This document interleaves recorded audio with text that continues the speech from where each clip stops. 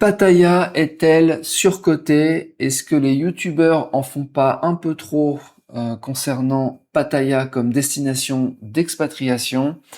On va s'intéresser à ce sujet suite aux commentaires de Chad Hutter qui me dit sur le groupe Telegram, venez sur le groupe Telegram, on est plus de 3000.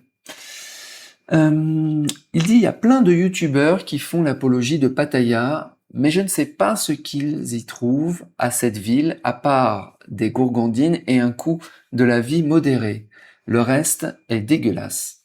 Tu connais des coins pas trop reculés et sympathiques en Thaïlande? Il dit j'adore la mer, mais les côtes que j'ai vues en Thaïlande sont archi dégueulasses. J'imagine que le traitement des eaux usées est assez archaïque là-bas. Il y a AL qui répond non à part Chiang Mai, mais j'ai mes propres critères. Après, j'avoue que les rues qui puent, ça, il y en a marre à force. Et Gaël qui répond mais en clair, la Thaïlande, c'est plutôt une destination de vieux dégueulasses.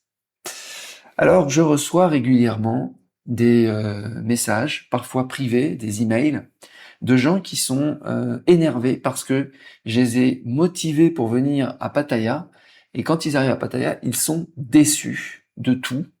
Et je me prends des scuds par email en me disant mais Marc, pourquoi tu nous as fait venir à Pattaya? C'est n'importe quoi. Alors, je ne suis pas d'accord. Alors, faut voir déjà que quand quelqu'un vient seulement une semaine, comme ça, dans une ville, enfin, dans une zone, je vais plutôt parler de zone, Pattaya, Pratamnak, Jomtien, en fait, il voit très peu et ça met du temps, en fait, pour découvrir les pépites qu'il y a dans ces zones. Donc c'est sûr que euh, c'est un peu comme des grandes villes comme Bangkok ou Phnom Penh. Vous venez 3 jours, vous n'allez pas comprendre. Vous allez avoir un avis qui va être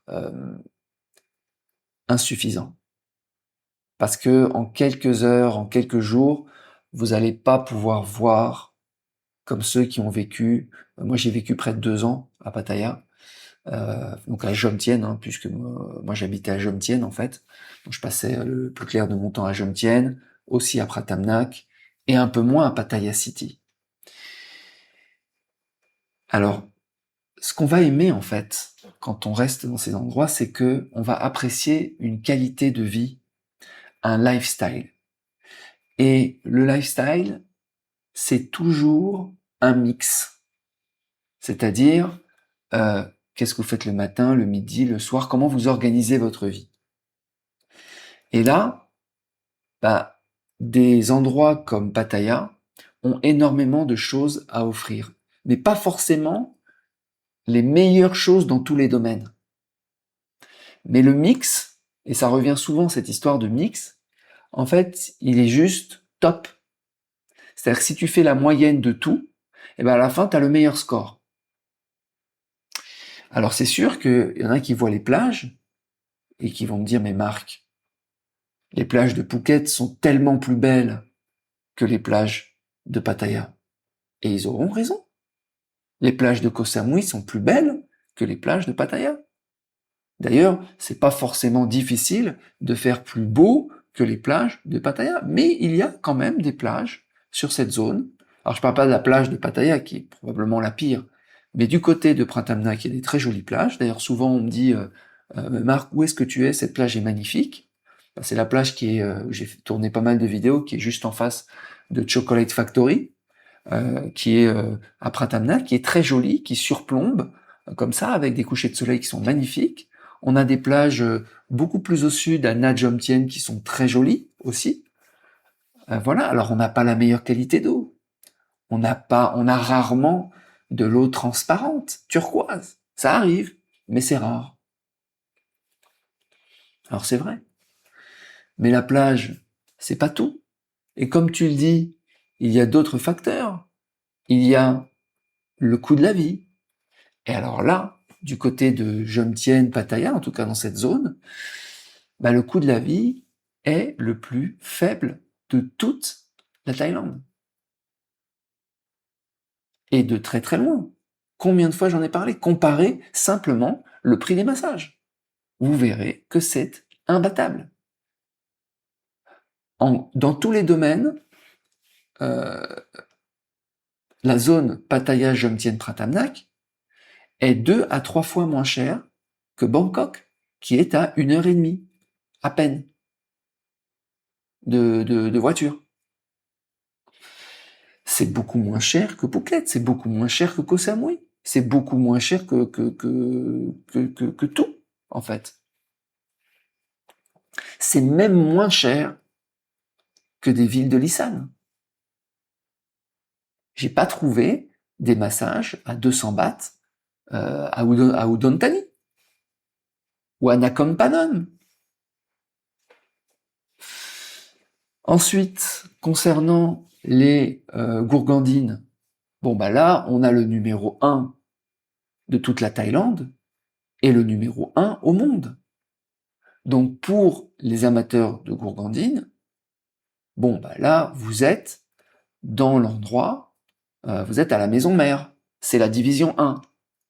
C'est topissime.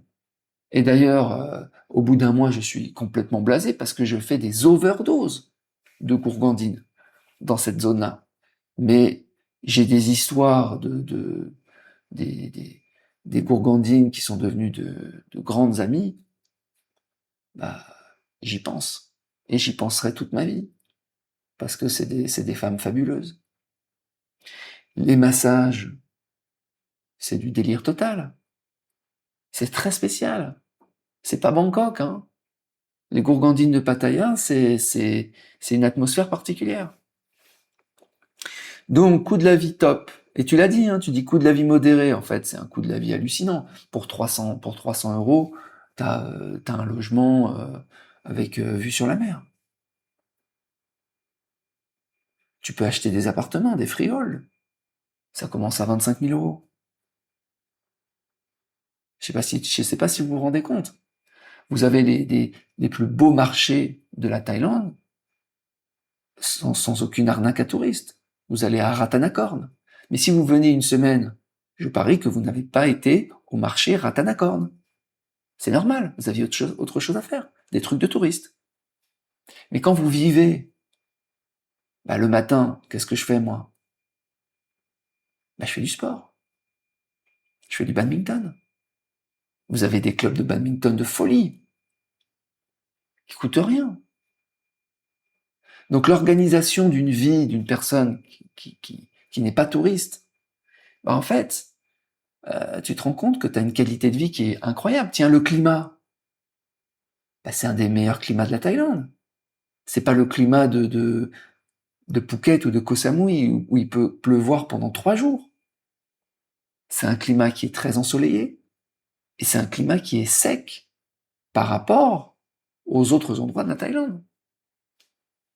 C'est pour ça que beaucoup de retraités viennent s'installer là-bas. C'est souvent, combien de fois je fais des vidéos, il y a ciel bleu soleil, tous les jours, parfois pendant des mois.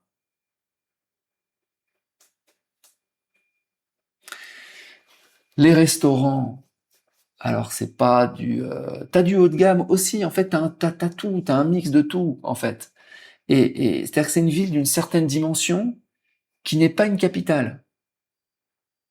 La capitale, c'est Bangkok, c'est énorme. Elle te submerge, elle te phagocyte, tu t'y perds.